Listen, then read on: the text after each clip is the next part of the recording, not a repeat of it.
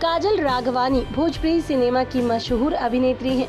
वो फिल्मों के साथ साथ अपने म्यूजिक वीडियो के जरिए भी सोशल मीडिया पर खूब धमाल मचाती हैं। साथ ही उनके डांस वीडियो दर्शक काफी पसंद करते हैं। दोस्तों, इस समय पर काजल राघवानी का एक गाना रिलीज किया गया जो चर्चाओं में है।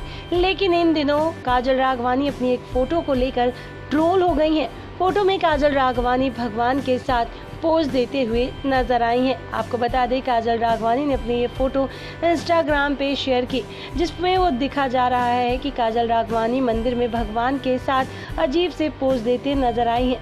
काजल राघवानी अपनी इस फोटो की वजह से सोशल मीडिया पर खूब ट्रोल हो रही हैं। इंस्टाग्राम पे यूजर कमेंट कर रहे हैं, खूब सुना रहे हैं। एक यूजर ने लिखा, फोटो निकाल कर रहे हो या दिल से याद कर रहे हो भगवान को। वहीं दूसरे यूजर ने लिखा, ये मंदिर है, आपका स्टूडियो नहीं। काजल राघवानी भोजपुरी सिनेमा में खेसारी लाल यादव के साथ जोड़ी को लेकर काफी मशहूर थी, लेकिन इन दोनों की जोड़ी अब काफी अलग हो गई है, जिसके बाद भी ये जोड़ी काफी ज्यादा चर्चाओं में है।